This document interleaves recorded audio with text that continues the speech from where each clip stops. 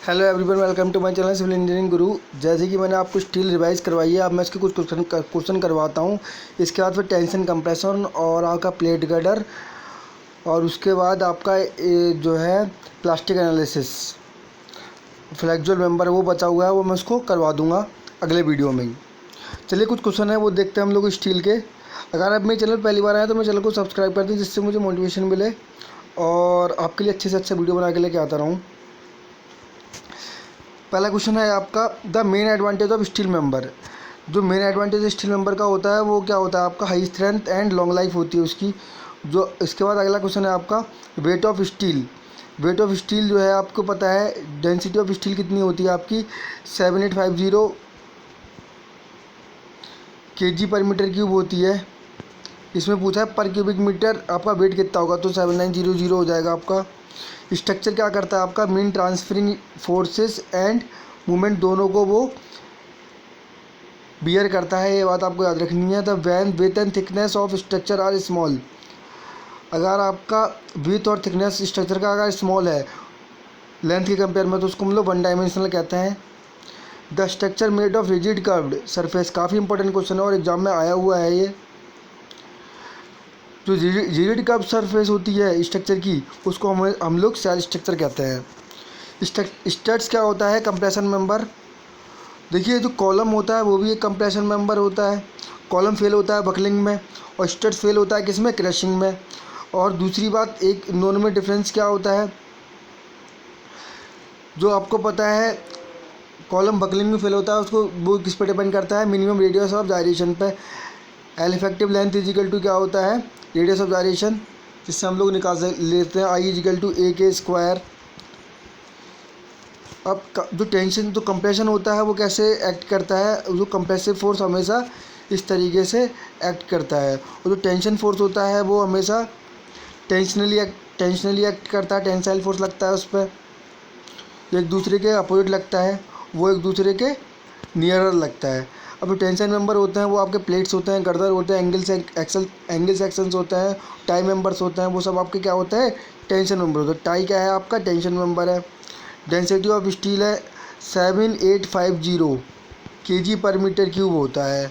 तो क्या इसको आप 1000 से डिवाइड नहीं करोगे, जब आपको क्या ग्राम पर मीटर क्यूब में चाहिए, क्यूब में चाहिए, तो आपको 1000 से डिवाइड करना पड़ेगा, तो उसका आ जाएगा आपका 7.9।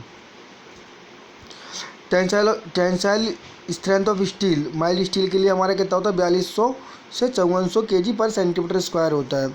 लाइव लोड जो होता है फ्लो टाइप के लिए हम लोग 200 kg पर मीटर स्क्वायर लेते हैं, इससे कम नहीं होना चाहिए, ये वाली बात आपको याद रखनी है। डेड लोड और लाइव लोड ये आपको पता है 875 पार्ट 1 में है स्टील के। जो लाइव लोड है वो पार्ट 2 में है, और जो डेड लोड है वो पार्ट 1 में है, जो उसके बाद जो आपका विंड लोड है वो पार्ट 3 में है, और स्नो लोड पार्ट 4 में है। Which operation can not be done in mild steel. आपको पता है माइल्ड स्टील जो होता है वो उसका जो पॉइजन रेशो होता है वो 2.86 होता है, 0.286। और पॉइजन रेशो क्या होता है, lateral strain to longitudinal strain. और माइल्ड स्टील में पंचरिंग भी हो सकती है, पंचिंग भी हो सकती है, कटिंग भी हो सकती है, बट लेकिन हार्डनिंग नहीं हो सकती। Minimum elongation of mild steel कितना होता है आपको याद रखना है, 23% होता है। और कार्बन की मात्रा जो है स्टील में बहुत कम होती है, क्योंकि वो अच्छा डक्टाइल मटेरियल होता है, बट लेकिन हार्डनेस, ब्रिटनेस और आपकी स्ट्रेंथ वो उसकी कम होती है, क्योंकि डक्टिलिटी हमेशा इन्वर्सली प्रोपोर्शनल होती है इनके। तो इसका जो कार्बन की मात्रा होती है स्टील के अंदर वो 0.23% होती है, ये बात आपको याद रखनी है। अब कुछ न्यूमेरिकल टाइप के क्वेश्चन है वो भी देखते हैं। If area of cross section of single angle discontinuous stress आपका दे रखा है, अलाउबल वर्किंग स्ट्रेस दे रखी है आपको सेफ लोड पूछा है, तो आपको देखो सिंपल है यार, लोड इज सेफ लोड निकालने के लिए मेरा एक फॉर्मूला बताया था मैंने, कि जो भी आपको लोड बियर कर रहा है जो भी मेंबर वो, और उसके पार्शियल सेफ्टी फैक्टर, तो लोड कितना आ जाएगा आपका, सी एस टेस जो लग रहा है इंटू एरिया आ जाएगा 625 इंटू 30 ओवर जो पार्शियल सेफ्टी फैक्टर स्टील का होता है 1.15, तो ये कितना हो जाएगा आपका 15 टन, 16 टन के करीब आंसर आएगा इसका, 15 टन हो जाएगा अप्रॉक्सीमेट में। इसका अगला क्वेश्चन दे रखा है, वाटर प्रेशर इज 80 सेंटीमीटर है और आपको जो उसमें वाटर मेंस है उसका जो डायमीटर दे रखा है 80 सेंटीमीटर, पैसा लग रहा है आपको 10 kg पर सेंटीमीटर स्क्वायर के हिसाब से। इसकी मिनिमम थिकनेस पूछी है, तो आपको बहुत इससे ज़्यादा स्ट्रेस नहीं होनी चाहिए आपकी 200 kg पर सेंटीमीटर स्क्वायर से ज़्यादा। तो ये कितना होता है स्ट्रेस इजिकल टू PD/2T लगा दोगे आप, टी इधर चला जाएगा और स्ट्रेस इधर आ जाएगा। तो यहाँ से आपका प्रेशर दिया हुआ है, डायमीटर दिया हो, स्ट्रेस दिया हो, सब थिकनेस आपकी कितनी आ जाएगी 2 सेंटीमीटर। आप कैलकुलेट करके देख लेना। अगला क्वेश्चन है आपका percentage of sulphur structure steel में कितना होता है, 0.55% होता है। Junction between flange and babe, देखिए ये आपका कोई भी टी सेक्शन है मान लीजिए, तो ये आपकी फ्लैंज होती है, ये आपकी बैब होती है। इनके बीच में जो जंक्शन होता है उसको हम लोग हमेशा क्या कहते हैं, फ्लेट कहते हैं। तो channel section consist of, channel section आपको पता है इस तरीके से कोई भी चैनल सेक्शन, जैसे कि मैं कहूँ IS से 200 × 200 × 20, तो वो क्या है आपका चैनल सेक्शन, ये 200 हो जाएगा आपका, ये आपका 200 हो जाएगा, ये आपका 20 हो जाएगा। तो ये दिस इज़ बैब और ये बकाया आपकी क्या होगी, दिस इज़ फ्लैंज हो गई आपकी। तो इसमें क्या होता है 2 फ्लैंज 1 बैब, 1 बैब 2 फ्लैंज हो गया आपका।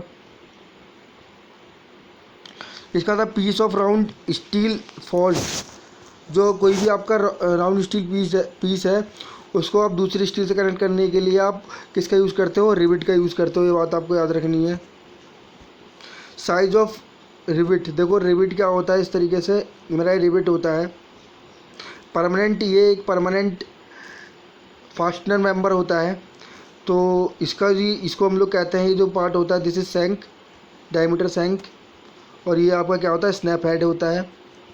इसकी जो हम लोग डायमीटर लेते हैं 1.6 mm लेते हैं। तो इसका जो हो जाएगा आपका साइज ऑफ रिविट किस पे आप डिपेंड करता है हमेशा, डायमीटर ऑफ सैंक पे। हॉट ड्राइवन क्या हो सकता है, all of the above, power driven भी हो सकता है, सॉफ्ट ड्राइवन और हार्ड ड्राइवन। सबसे ज़्यादा जो स्ट्रेंथ होती है वो किसकी होती है, पावर ड्राइवन की होती है। इसका जो शियर स्ट्रेस होती है वो 100 MPa होती है, और जो बियरिंग स्ट्रेस होती है वो 300 होती है। और इसी तरीके से जो हैंड की होती है वो सबसे कम होती है, 80 होती है। और इसका जो बियरिंग स्ट्रेस होती है वो आपकी 270 के करीब होती है। ये बात आपको याद रखनी है। The most commonly use in rivet head, कौन सा यूज़ करते हैं हम लोग, स्नैप हेड यूज़ करते हैं। For structure steel diameter of hot driven कितना होना चाहिए आपका, 20 से 22 mm के करीब होना चाहिए। डायमीटर ऑफ कोल्ड ड्राइवन जो है वो आपका 22 से 32 mm होगा। स्नैप हेड क्या है, देखो ये बताया था मैंने इस तरीके से, ये क्या है स्नैप हेड होता है, ये आपका राउंडेड भी हो सकता है और आपका बटन हेड भी, तो आपका both A and B are correct हो जाएगा। For riveting different types of member structure if flush surface is required structure, जो देखो डिफरेंट टाइप्स ऑफ रिविट हैं, अगर आपको फ्लश सरफेस उसमें चाहिए, फ्लश सरफेस के लिए आप हमेशा क्या क्या यूज़ करोगे, स्नैप हेड यूज़ करोगे। और उसके जो डायमीटर होती है 1.6D होती है, अभी बताया था मैंने। फॉर रिविटिंग अगर 25 mm तक है तो देखो मैं एक बार बताया था, तो ग्रॉस डाया क्या होती है, जब भी आप किसी भी रिविट को आप ड्राइवन करते हो, आफ्टर ड्राइविंग जो आप उसके होल होता है उसमें ड्राइवर करते हो, तो एक्स्ट्रा दो होल लेते हैं हम, उसकी जो डायमीटर लेते हैं 1.5 mm तक लेते हैं। अगर रिविट का साइज़ आपका कितना है 25 mm तक है, और 25 mm से एक्सीड है तो आपका कितना लेते हो आप 2 mm। तो यहाँ पे कितना हो जाएगा 1.5 mm, तो यहाँ पे आपका 5 mm दे रखा है तो 1.5 mm होगा ये। Diameter of rivet hole is made larger than the diameter of 2 mm। 2 mm कब लेते थे वो एक्सीड 25 mm हो जाएगा आपका। Two adjacent consecutive rivets of adjacent chain, देखिए आपका कोई आपका रिविट्स है इस तरीके से, अगर कनेक्ट है वो राइट एंगल्स के फॉर्म में, तो राइट एंगल के फॉर्म में कनेक्ट है उसको हम लोग गेट डिस्टेंस कहते हैं। अगर आपके पैरेलल फॉर्म में है तो वो आपका क्या कहलाता है, पिच डिस्टेंस है। अगर वो प्लेट की थिकनेस से और सेंटर ऑफ दी रिविट अगर कनेक्ट है तो उसको कहते हैं हम लोग एंड डिस्टेंस। पैरेलल फॉर्म में अगर वो परपेंडिकुलर फॉर्म में अगर प्लेट से कनेक्ट है, परपेंडिकुलर फॉर्म में अगर कनेक्ट है तो हम लोग उसको कहते हैं एज डिस्टेंस। ये बात आपको याद रखनी है। रिविट लाइन आपकी क्या होती है, all of the above. Distance between measured along the rivet line from the adjacent parallel rivet line क्या होगी आपकी, अल्टर्ड पिच कहलाएगी, उसको हम लोग अल्टर्ड पिच कहते हैं। Working shear stress power driving के लिए 945 लेंगे हम लोग। पावर ड्राइविंग की स्ट्रेंथ ज़्यादा होती है तो उसका शियर स्ट्रेस भी वर्किंग स्ट्रेस ज़्यादा होती है। Which of the following load coincide with centroid of the rivet group. देखो centroid of the rivet group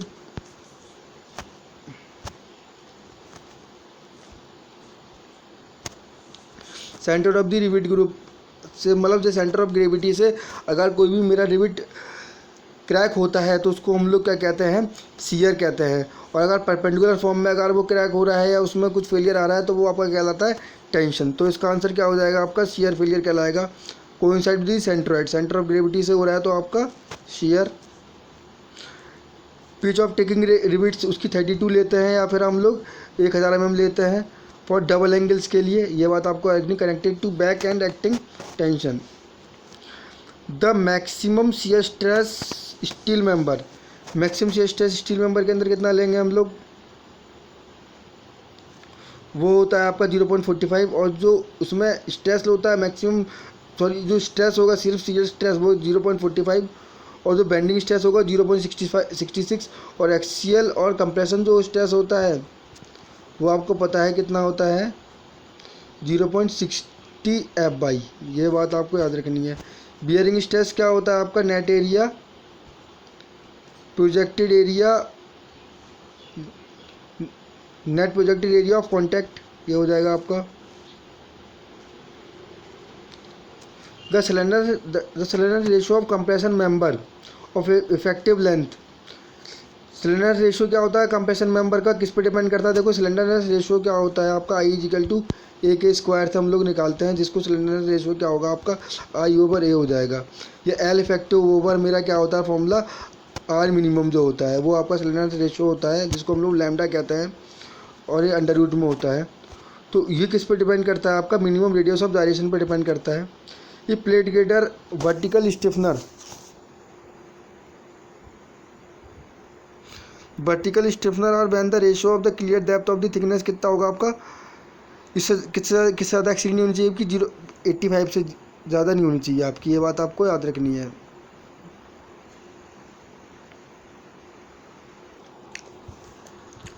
अभी देखिए maximum distance between center of two adjacent rivet connecting the member either compressor और tension exceed the maximum pitch then the additional rivet. Maximum pitch rivet आपको पता है किसकी लेते हैं, 32T। ये हम लोग किसकी लेते हैं, टैकिंग रिवेट्स की। तो इसका आंसर हो जाएगा C। जो रोल्ड स्टील होते हैं, देखो जो रोल्ड स्टील होते हैं उसमें मेरे 5 मेंबर सेक्शन होता है, जैसे कि मैंने आपको बताया था ISMB,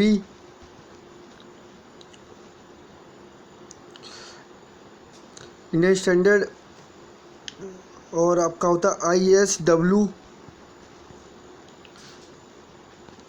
इसी तरीके से वाइड फ्लेंज सेक्शन होता है आपका, मीडियम स्टील सेक्शन होता है, हैवी स्टील सेक्शन होता है। 5 तरीके के होते हैं, ये आपको याद रखना है। The greatest grip of long rivets, देखो जो आपका रिवेट होता है, जैसे कि मान लीजिए मैं कोई लैप जॉइंट लेता हूँ ये, और लैप जॉइंट में आपको देखिए एक बात बता देता हूँ आपको, लैप जॉइंट और बट जॉइंट में आपसे बोला जाए कि which is strong by force, तो आपको याद रखना है कौन सा होगा आपका, बट जॉइंट होगा।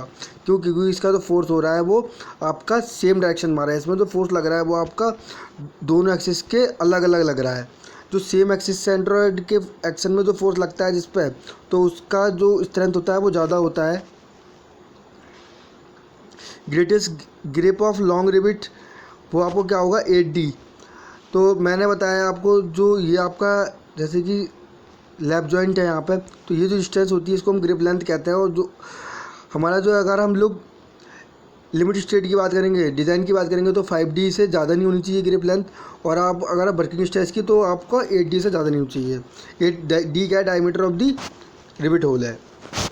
रोल्ड स्टील जो है आपका चारों सेक्शन होते हैं, उसमें इक्वल अनइक्वल और ये बल भी होता है। Field rivet of permissible stress reduce by but percentage, जो फील्ड रिवेट होता है कितना कम हो जाता है उसमें परमिसिबल स्ट्रेस से, 10% कम हो जाता है। Gross dia of the rivet, उसकी जैसे कि मान लीजिए मैं कहूँ परमिसिबल स्ट्रेस आपकी जो पावर ड्राइवन है जो मशीन जो रिवेट बन रहे हैं उसकी जो स्ट्रेंथ है वो कितनी है आपकी 270 वो 300 है, तो 10% कम हो जाएगी इसकी, तो वो कितनी हो जाएगी आपकी 270 हो जाएगी। किसके केस में आपकी, ये तो मशीन के केस में, और फील्ड के केस में आपकी 10% कम हो जाएगी, तो ये आपकी 270 हो जाएगी। इसी तरह से 10% और आपकी हैंड ड्राइवन में और 10% कम हो जाएगी, तो ये बात आपको याद रखनी है। Gross dia of the rivet कितना होता है आपका, अभी बताया था मैंने, जो आपका जो gross dia of the rivet होता है 25 mm से अगर ज़्यादा होता है तो हम लोग कितना एक्स्ट्रा लेते हैं, 1.5 mm लेते हैं।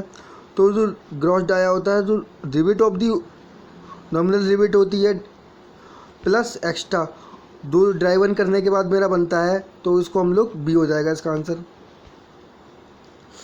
The maximum permissible of longitudinal pitch काफ़ी इंपॉर्टेंट है स्टैगर रिविट के केस में, याद रखनी है। देखो काफ़ी जो स्टैगर्ड पिच होता है इस तरीके से लगा होता है मेरा, ये आप देख रहे हो वो क्या है, स्टैगर्ड पिच है। तो इसका जो पिच होती है वो काफ़ी मतलब ज़्यादा होती है, 300 mm के करीब होती है।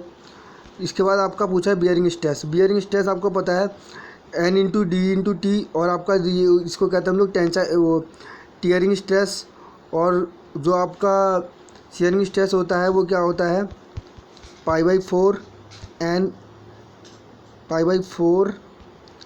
D² × Fs।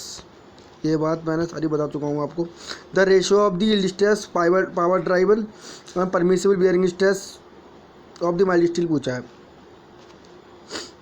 तो आपको पता है जो पावर ड्राइवन होता है उसकी जो स्ट्रेस होती है 0.6 F/, होती है, और जो आपका बियरिंग स्ट्रेस होती है वो 0.75। इन दोनों का रेशियो पूछा, 0.8 हो जाएगा। When one member is placed above the other and they are connected by means of the rivet, joint is known as, जो मेंबर है आपके प्लेस्ड अबव वन अदर, एक दूसरे के ऊपर जो प्लेस्ड है उसको हम लोग क्या कहते हैं, lap joint. The diameter of the centre of the two adjacent rivet, तो सेंटर एडजेसेंट रिवेट वो क्या कहलाती है आपकी पिच कहलाती है, और पिच के लिए हम लोग कितना लेते हैं, रिवेट होल कितना लेते हैं 2.5 times the nominal dia of the rivet, इसका हो जाएगा आपका डी।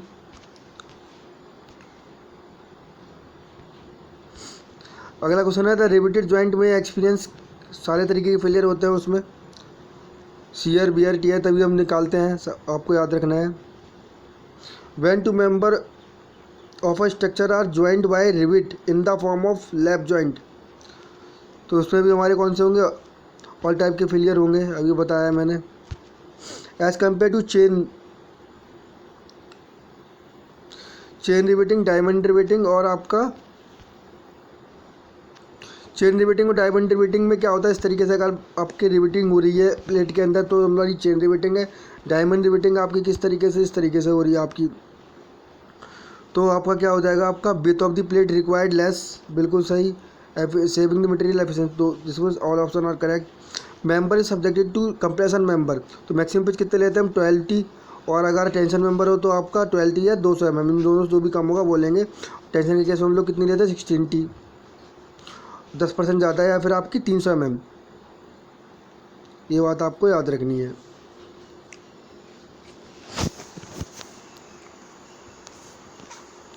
उस generally diameter of rivet not less than कितना नहीं होना चाहिए, जो है आपका स्ट्रक्चरल मेंबर के केस में रिविट का डायमीटर काफ़ी इंपॉर्टेंट क्वेश्चन है, 12 mm। The number of rivet required for examining by dividing stress calculated member with the rivet value, आपको अगर नंबर ऑफ रिविट निकालना है तो लोड ओवर रिविट एरिया लगाते हो आप, मतलब रिविटेड वैल्यू, तो वो आपको उसके लिए कम से कम आपको 2 रिविट चाहिए ही चाहिए होंगे, ये बात आपको याद रखनी है। In bridge the rivet used for diameter, कितना हम लोग डायमीटर यूज़ करते हैं ब्रिज के केस में, काफ़ी इंपॉर्टेंट क्वेश्चन है, 22 से 25 mm। The metal added at the joint while welding is known as, क्या कहलाता है वो आपका फ्लेट मेटेरियल कहलाता है।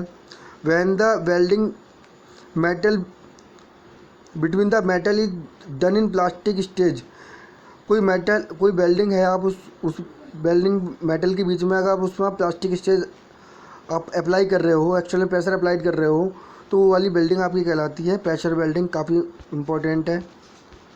Generally structure steel connection welding adapted क्या होगा आपका,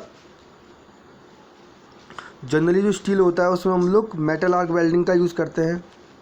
वेल्डिंग लाइज क्या होगा आपका, क्विक भी होगा, बेटर अपीयरेंस, जो वेल्डिंग होता है रिवेटेड से तो अच्छा लगता है, better appearance of the joint भी होता है, उसमें क्विक भी होता है, इकोनॉमिक प्रोसेस भी होती है आपकी, और रिजिड जॉइंट भी है। तो आपका क्या हो जाएगा डी। डिसएडवांटेज ऑफ बेल जॉइंट क्या है आपका, member are like to distort the process of welding, बिल्कुल सही। More possibility of brittle nature का बन जाता है वो। Inspection of welding joint is more difficult, आप वेल्डिंग जॉइंट का जो इंस्पेक्शन करते हो वो थोड़ा डिफिकल्ट होता है, तो आपका ऑल ऑप्शन आर, और इसके लिए आपको लेबर की ज़रूरत होती है। फ्यूजिबल मटेरियल जो होता है, काफ़ी इंपॉर्टेंट क्वेश्चन है, सिविल सर्विस में पूछा गया है। वेल्डिंग को डिज़ोल्व करने के लिए जो हम लोग वेल्डिंग में जो डिज़ोल्व करते हैं फ्यूजिबल मटेरियल, उसका नाम होता है आपका फ्लक्स, जिसे हम फ्लक्स कहते हैं।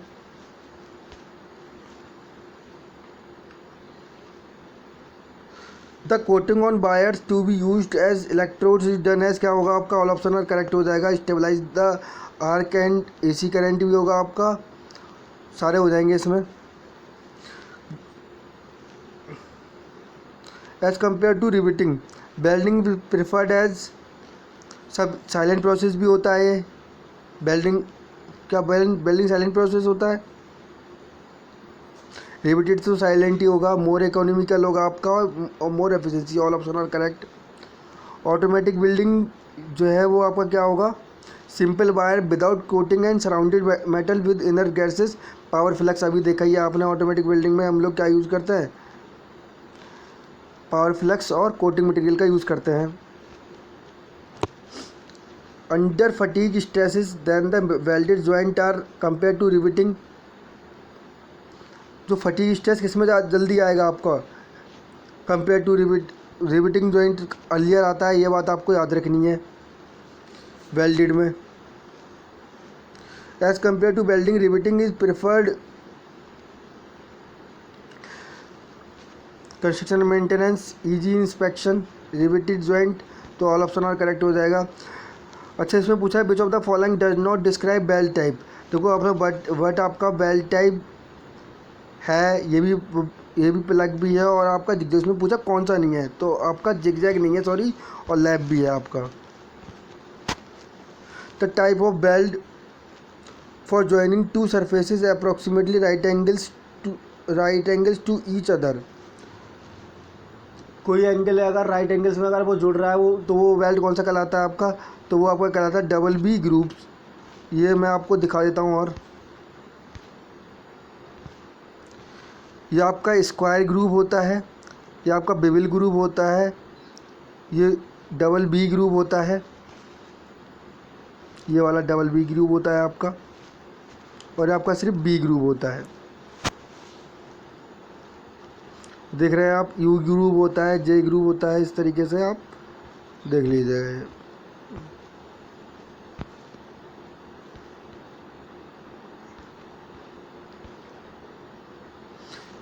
ऐसे पूछा fillet weld is known as standard fillet weld if the cross section of fillet weld triangle कितना होना चाहिए आपका, 70 से कम होना चाहिए, 73 का सॉरी 30 से कम नहीं होना चाहिए, ये बात आपको याद रखनी है। A fillet weld is known as standard fillet weld if the cross section of the fillet weld is triangle of the angle, जो भी फ्लिट वेल्ड बना रहे हो आप, तो उसका एंगल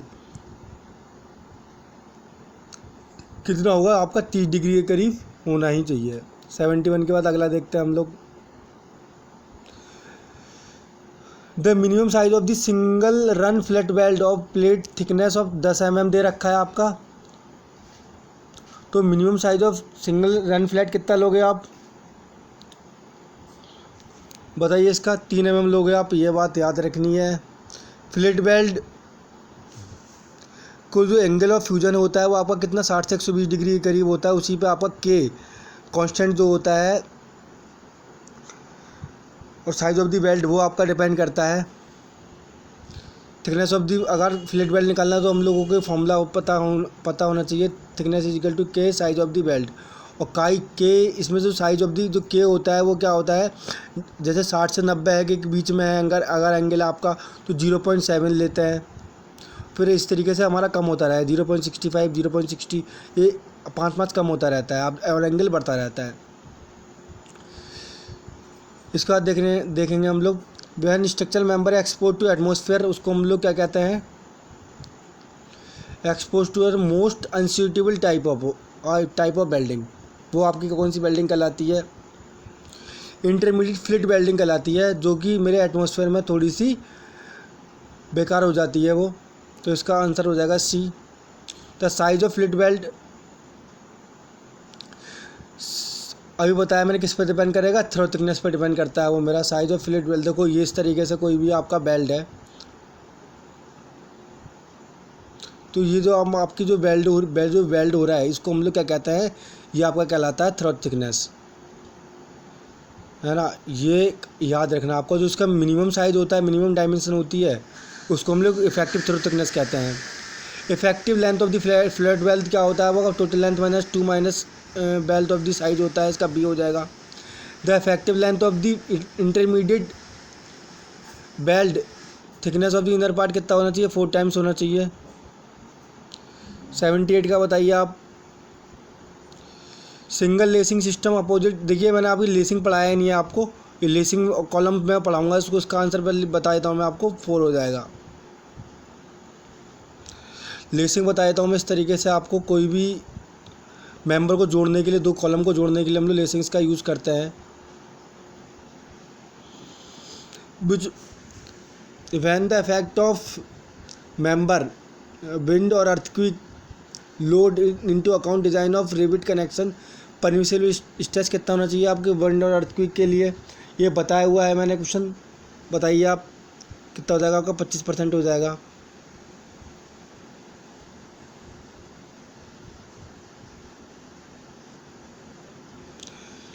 अगला क्वेश्चन देखिए, the effective throat thickness of fillet weld किस पर डिपेंड करती है मेरी, एंगल ऑफ फ्यूजन पे, आपने अभी थोड़ी देर पहले ही देखा है। अच्छा ये वाला क्वेश्चन देखिए आप ऊपर, 81 से पहले 79 ये दे रखा है आपके 80। अब माइल्ड ऑफ फ्लिट बेल्ट इसमें पूछा है आपको, टेंसाइल फोर्स दे रखा है आपको 840, ये कनेक्टेड टू गसिल प्लेट से उसने जोड़ा है एक फ्लैट को। उसके बाद उसमें रिक्वायर्ड पिच लेंथ दे रखी है आपकी, क्रैश रिविट दे रखा है और आपकी टियर स्ट्रेंथ दे रखी है। आपको पूछा है नंबर ऑफ रिविट कितने रिक्वायरमेंट होंगे, तो नंबर ऑफ रिविट निकालने के लिए आपको पता है जो भी आपका लोड लग रहा है, लोड आपका कितना लग रहा है, 840 लग रहा है, और आपकी रिपीटेड वैल्यू क्या होगी आपकी, minimum of the bearing sharing और टीयरिंग स्ट्रेस, जो भी मिनिमम आएगी उसको आप डिवाइड कर देंगे तो उसका आंसर आपका 16.8 17 के करीब आ जाएगा। तो इफेक्टिव थ्रो थिकनेस आपकी क्या होती है, एंगल ऑफ फ्यूजन पे भी बताया मैंने, 82 है। 82 का बताइए आप। जो certain longitudinal span the beam is industrial building 423 which one of the following sets most suitable for this. देखो लॉन्गिट्यूडनल स्पैन के लिए, देखो हमारे जो ISMB यूज़ कर रहे थे या ISLB यूज़ कर रहे थे, वो हमारे क्या थे, वो फ्लोर के लिए हम लोग यूज़ कर रहे थे। पर लेकिन जब हम ISW यूज़ कर रहे हैं, वो हम लोग किसके लिए यूज़ करते हैं, कॉलम के लिए यूज़ करते हैं। बताए थे मैंने वाले सेक्शन जो यूज़ करते हैं, तो या तो आपका डी हो सकता है ये वो आपका, पर लेकिन इसमें सेक्शन मॉडुलस 423 दे रखा है, तो उसके लिए आपका कौन सा सूटेबल आएगा, 250 40 kg हो जाएगा आपका answer. A single angle steel tie gusset plate at both ends using rivet for determining the load carrying capacity of allowable shear stress। 83 का बताइए क्या हो सकता है, net area plus effective area of the outstanding leg हो जाएगा आपका। Channel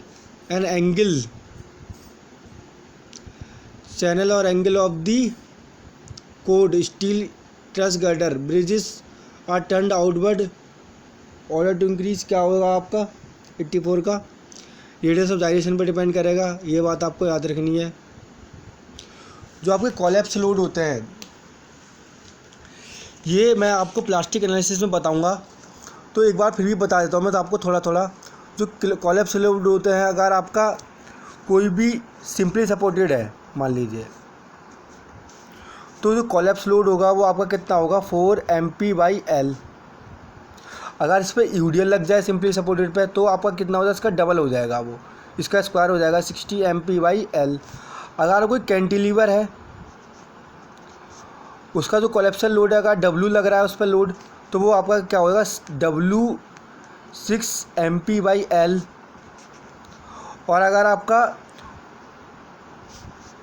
कोई कैंटिलीवर है उस पर आपका यूडियल लग जाए तो क्या हो जाएगा आपका, वो हो जाएगा आपका 11.656 MP/L। काफ़ी इंपॉर्टेंट है, ये बातें याद रखनी है आपको। और कोलैप्स लोड अगर आपका मान लीजिए कोई फिक्स्ड है आपका बीम और वो उस पर यूडियल लग रहा है, तब आपका क्या होगा 60 MP/L स्क्वायर हो जाएगा। वहाँ सिंपली सपोर्टेड था तो वहाँ पे L थी और यहाँ पे क्या हो जाएगा आपका L स्क्वायर हो जाएगा। ये फिक्स्ड है, यहाँ पे भी फिक्स्ड है और ये आपका फिक्स्ड है, और यह इस पर आपका यूबियल लोड लग रहा है, तब आपका क्या बनेगा, तो आपको याद रखना है 18√3 L स्क्वायर MP। और काफ़ी एग्जाम में पूछने वाला है ये क्वेश्चन है। मान लो आपका ओवर हैंगिंग बीम या कंटिन्यूस बीम दे रखा है आपका, और वो आपका लोड कैसा है, इस तरीके से यूडियल भी लग रहा है आपको, तो उसमें तो आपका 16 MP/L स्क्वायर था, तो यहाँ पे आपका क्या हो जाएगा 11.565 MP/L स्क्वायर हो जाएगा।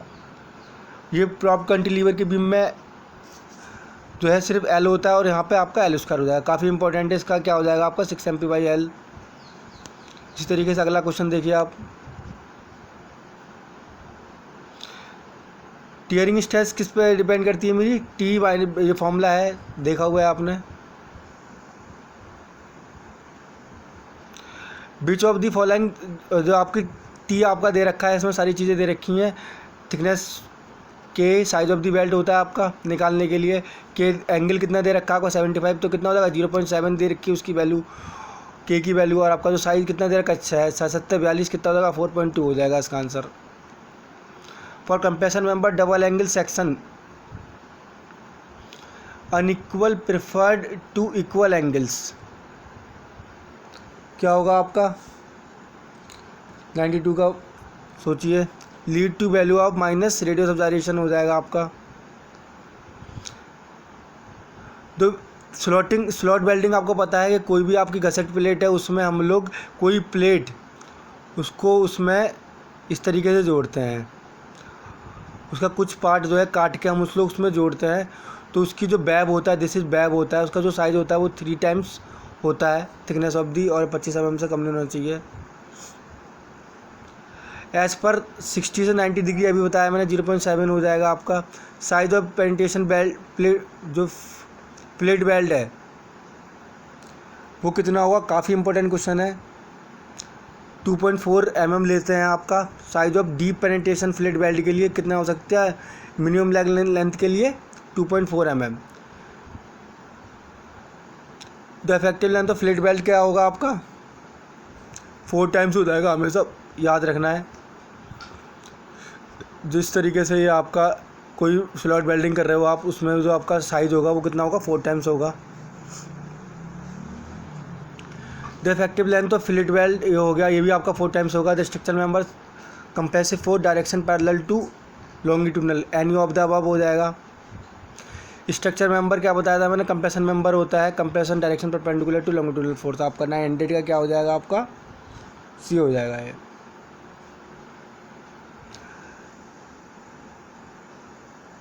आपको अच्छे समझ में आया होगा। आपको मैंने 100 क्वेश्चन करवाए हैं। इसके बाद और क्वेश्चन है, ये क्वेश्चन भी मैं आपको सारे करवाऊंगा, ये सारे क्वेश्चन इजी क्वेश्चन है। इसके बाद प्लस 100 200 क्वेश्चन मैं स्टील के कराऊंगा। अगर आपको वीडियो अच्छा लगा है मेरे चैनल को सब्सक्राइब कर दे, जब मैं आपको 100 क्वेश्चन और बताऊं तो वो आपको उसका नोटिफिकेशन मिल जाए, तो आप बेल आइकन के बटन को भी आप प्रेस कर देना। जब भी मैं आपको नेक्स्ट वीडियो डालूं इसका एक तो पहले भी मैं रिवाइज का वीडियो डालूंगा स्टील का, जिसमें आपको टेंशन कंप्रेशन और उसका फ्लेक्जुअल मेंबर प्लस प्लेट गर्डर और आपका प्लास्टिक एनालिसिस, वो मैं एक ही वीडियो में कोशिश करूँगा डालने की। उसके बाद फिर उसके क्वेश्चन है वो सारे करवाऊँगा मैं। आपका स्टील कंप्लीट 2 से 3 दिन में मैंने स्टील जो है जल्दी कंप्लीट कर दूंगा। इसके बाद फिर हम लोग पढ़ेंगे एनवायरनमेंट और फिर इसके बाद सॉइल मैकेनिक्स। बहुत जल्दी से सिलेबस अच्छे से करेंगे। Thank you.